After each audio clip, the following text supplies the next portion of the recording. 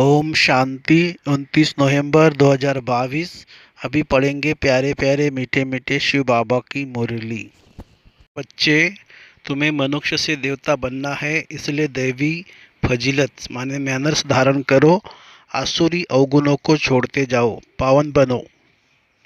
प्रश्न, दैवी मैनर्स धारण करने वालों की परख किस बात से हो सकती है? उत्तर, सर्विस से। कहाँ तक पतित से पावन बने हैं और कितनों को पावन बनाने की सेवा करते हैं। अच्छे पुरुषार्थी है या अभी तक आसुरी अवगुण है, यह सब सर्विस से पता चलता है। तुम्हारी यह ईश्वरीय मिशन है ही देवी दैवी फजीलत सिखलाने की। तुम श्रीमत पर पतित मनुष्य को पावन बनाने की सेवा करते हो। गीत है ओम नमो शिवाय। ओम शांति। भक्ति मार्ग में महिमा करते शिवाय नमः, ऊंचे ते ऊंचे शिव, उनको शिव परमात्मा नमः कहा जाता है। ब्रह्मा देवताय नमः, विष्णु देवताय नमः कहा जाता है और शिव परमात्मा नमः कहा जाता है। फर्क हुआ ना? परमात्मा एक है, वह ऊंचे ते ऊंचे है, उनकी महिमा भी ऊंच है। इस समय ऊंचे ते ऊंचा कर्तव्य करते हैं, उनका धाम भी ऊंचे ते ऊंचा है, नाम भी ऊंचे ते ऊंचे है। किसको परमात्मा नहीं कहते? परमात्मा के लिए गायन है, हे पतित पावन। आते भी पतित दुनिया, पतित और पतित शरीर में। पतित शरीर का नाम है प्रजापिता ब्रह्मा। इसमें प्रवेश कर कहते हैं, मैं बहुत जन्मों के अंत वाले साधारण मनुष्य तन में प्रवेश करता हूँ। सूक्ष्म वतनवासी संपूर्ण ब्रह्मा मैं नहीं, संपूर्ण ब्रह्मा में मैं नहीं आते हैं। खुद कहते मैं इनके बहुत जन्मों के अंत के जन्म में आता हूँ। बहुत जन्म लेते ही राधे कृष्ण, उनके बहुत जन्मों के अंत का जन्म साधारण है। ऐसे तो कहते नहीं कि मैं पावन शरीर में प्रवेश करता हूँ। भगवान वाच, मैं साधारण तन में आता हूँ। अब भगवान जरूर आकर के साधारण तन द्वारा आत्माओं को बैठ समझाते हैं कि मैं परमपिता परमात्मा हूँ। मैं कृष्ण की आत्मा नहीं हूँ, न ब्रह्मा विष्णु शंकर की आत्मा हूँ। मैं परमपिता परमात्मा हूँ, जिसको शिव परमात्मा नमः कहा जाता है। मैं इसमें आया हूँ। मैं सूक्ष्म वतनवासी ब्रह्मा में प्रवेश करता हूँ। मुझे तो यह पतितों को पावन बनाना है। मेरे द्वारा ही सूक्ष्म वतनवासी ब्रह्मा पावन बना है, इसलिए उनको सूक्ष्म में दिखाया है। कितनी अच्छी रीति समझाते, परंतु मनुष्य सुनी अनसुनी कर उल्टी बातों पर चलते रहते हैं। आसुरी बुद्धि से सुनते हैं, ईश्वरीय बुद्धि से सुने तो संशय सब मिट जाए। त्रिमूर्ति का चित्र दिखाने बगैर समझाना मुश्किल है। उन्होंने त्रिमूर्ति ब्रह्मा नाम रख दिया है, क्योंकि शिव बाबा प्रजापिता ब्रह्मा द्वारा नई दुनिया की रचना रचते हैं। तुम बच्चे अभी सन्मुख बैठे हो, सब पतित से पावन बन रहे हैं। जितना जो बनेगा वो सर्विस से दिखाई पड़ेगा। यह अच्छा पुरुषार्थी है। इनमें अजून अवगुण है, देवताओं में दैवी गुण है। हर एक अपने आसुरी गुण और उन्हों के दैवी गुण वर्णन करते हैं। अभी आसुरी अवगुणों को छोड़ना है, नहीं तो उच्च पद पा नहीं सकेंगे। बाप समझाते हैं, बच्चे दैवी गुण धारण करो, खान पान चलन में फजीलत चाहिए। पतित मनुष्य को बद फजीलत कहेंगे, देवताएं फजीलत माने मैनर्स वाले हैं, तब तो उन्हों का गायन है। हर एक को पुरुषार्थ करना है, जो करेगा सो पाएगा। अब भगवान तुमको सहज राजयोग और ज्ञान सिखला रहे हैं। ज्ञान सागर एक बाप है, जो तुम्हें ज्ञान देकर सदगति में ले जाते हैं। उन्हें ही सुखदेव भी कहा जाता है। तो यहाँ की सब बातें न्यारी है। जो ब्राह्मण बनने वाले होंगे, उन्हों को ही बुद्धि में यह ज्ञान बैठेगा। बहुत करके पूछते, दादा को ब्रह्मा क्यों बनाया है? बोलो, इन बातों को बैठ कर समझो। हम तुमको इनके 84 जन्मों की कहानी सुनाए। सब ब्रह्मा कुमार कुमारियाँ पावन बन देवता बन जाएंगे। पावन बनने बगैर वर्षा मिल नहीं सकता। भगवान उच्च उच्च निराकार शिव बाबा है वर्षा देने के लिए। जरूर ब्रह्मा तन में आएगा। यह प्रजापिता ब्रह्मा है, सूक्ष्म तनवासी। ब्रह्मा को प्रजापिता नहीं कहेंगे, वह थोड़ी प्रजा रचेंगे। हम ब्रह्मा कुमार कुमारियाँ साकार में है, तो प्रजापिता ब्रह्मा भी साकार में है। ये राज आकर समझो। हम इस दादा को भगवान नहीं कहते हैं, ये प्रजापिता है। इनके तन में शिव बाबा आते हैं पावन बनाने, या कोई पावन है नहीं। त्रिमूर्ति शिव के बदले त्रिमूर्ति ब्रह्मा कह दिया है, परंतु त्रिमूर्ति ब्रह्मा का कोई अर्थ नहीं है। ब्रह्मा को मनुष्य का रचिता भी कहते हैं, इसलिए प्रजापिता कहा जाता है। इसमें वह निराकार प्रवेश कर वर्षा देते हैं। सूक्ष्मतनवासी ब्रह्मा पावन है, वह पतित से पावन बनते हैं। हम ब्राह्मण भी पतित से पावन देवता बनते हैं। शिव परमात्मा नमः कहा जाता है। ब्रह्मा विष्णु शंकर को देवता कहा जाता है। भगवान ही भक्तों का रक्षक है, वही सबको सद्गति देते हैं। पतित पावन है तो जरूर आकर पतितों को पावन बनाएंगे। पहले पहले पावन है लक्ष्मी नारायण, वे जरूर पुनर्जन्म लेते होंगे। 84 जन्म पूरे होने से फिर साधारण मनुष्य बन जाते हैं, उनमें फिर बाप प्रवेश करते हैं। तो यह व्यक्त ब्रह्मा, यह अव्यक्त ब्रह्मा, सूक्ष्म वतन में सृष्टि नहीं रची जाती। अक्सर करके लोग इस बात पर मूंझते हैं, तो तुमको समझाना है। बाप कहते हैं मैं बहुत जन्मों के अर्थात 84 जन्मों के अंत में प्रवेश करता हूँ। भारत में पहले देवी देवता आए, वो फिर पिछाड़ी में हो जाएंगे, फिर पहले वही जाकर देवी देवता बनेंगे। विराट रूप का चित्र भी जरूर होना चाहिए। बच्चों ने अर्थ सहित बनाया है। ब्राह्मण चोटी, देवता सिर, क्षत्रिय भुजाएं, वैश्य पेट, शूद्र पैर, शूद्र के बाद फिर ब्राह्मण। वर्णों का भी चक्र हुआ ना, यह भी समझना और समझाना है।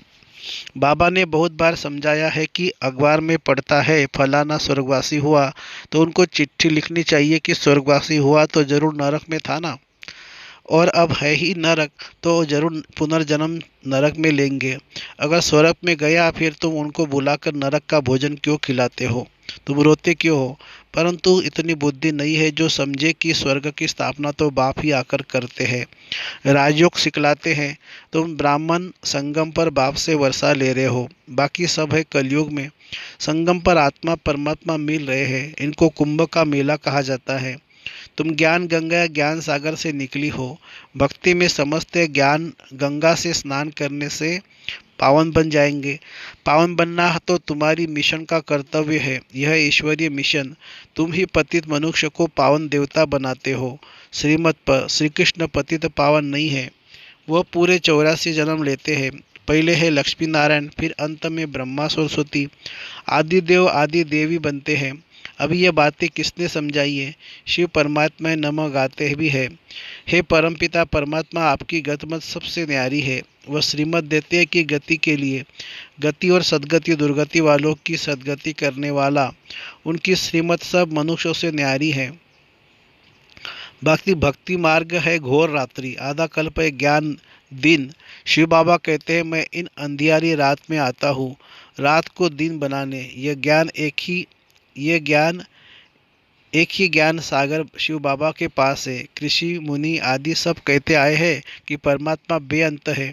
बाप को नहीं जानते तो गोया नास्तिक ठहरे ना। आधा कल्प है नास्तिक, आधा कल्प है आस्तिक।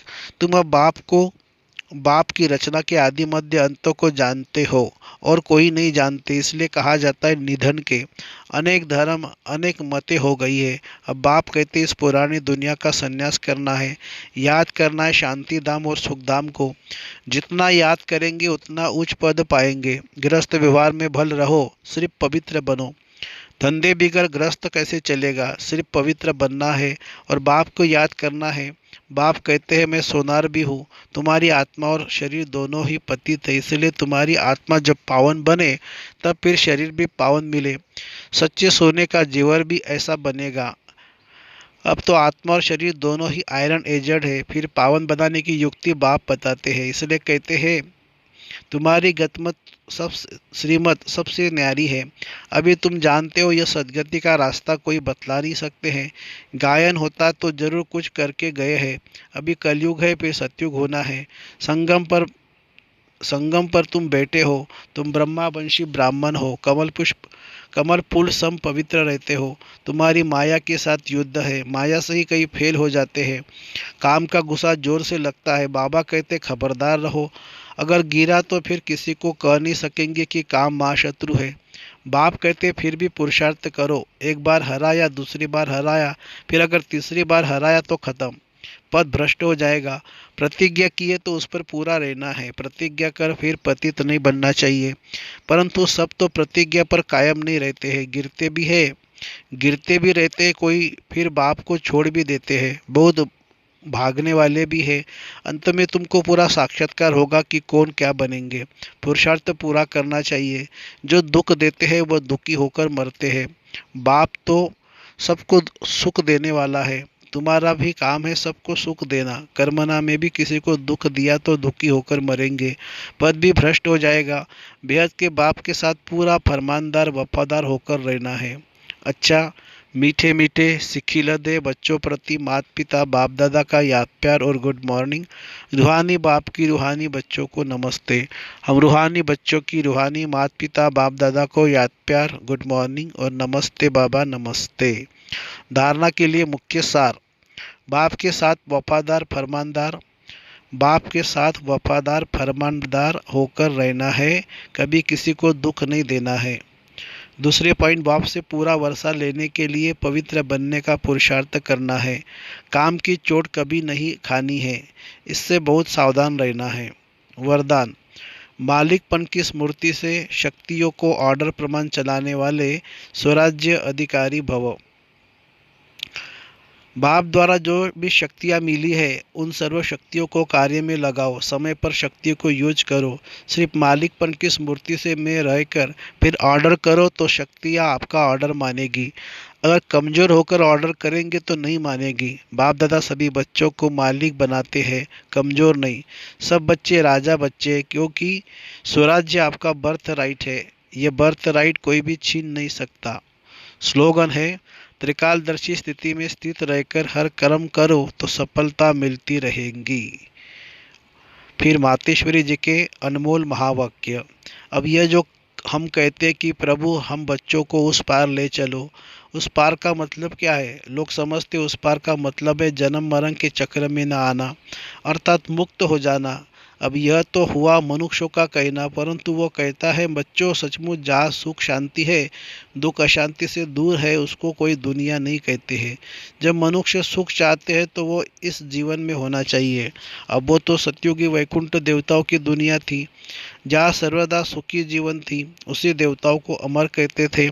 अब अमर का भी कोई अर्थ नहीं है। ऐसे तो नहीं देवताओं की कोई आयु इतनी बड़ी थी जो कभी मरते नहीं। अब यह कहना उन्हों को रॉन्ग है, क्योंकि ऐसे है नहीं। उन्हों की आयु कोई सतयुग त्रेता तक नहीं चलती, परंतु देवी देवताओं के जन्म सतयुग त्रेता में बहुत हुए हैं।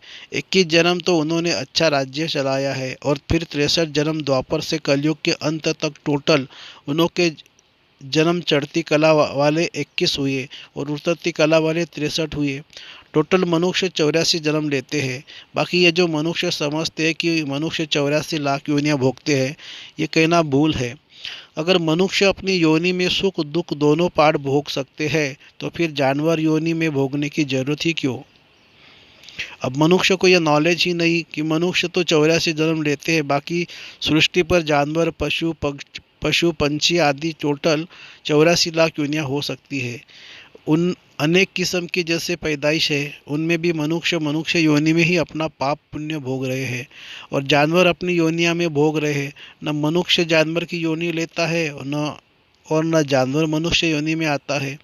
मनुष्य को अपनी योनि में भोगनी पड़ती है तो दुख सुख की महसूसता आती है। ऐसे ही जानवर को भी अपनी योनि में सुख दुख भोगना है, मगर उन्हों में यह बुद्धि नहीं कि यह भोगना किस कर्म से हुई है। उन्हों की भोगना कोई मनुष्य फील करता है, क्योंकि मनुष्य है बुद्धिवान। बाकी ऐसे नहीं मनुष्य कोई 84 लाख योनियाँ भोगते हैं।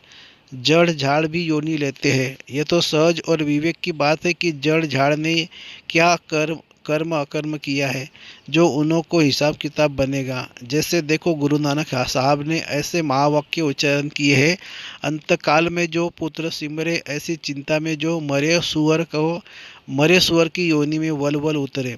परंतु इस कहने का मतलब यह नहीं कि मनुष्य कोई सुअर की योनि लेता है, परंतु शुकर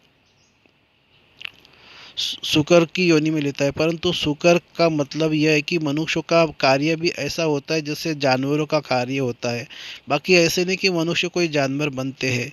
अब यह मनुष्य को डराने के लिए शिक्षा देते हैं, तो अपने को इस संगम समय पर अपने जीवन को पलटाए पापात्मा से पुण्यात्मा बनना है।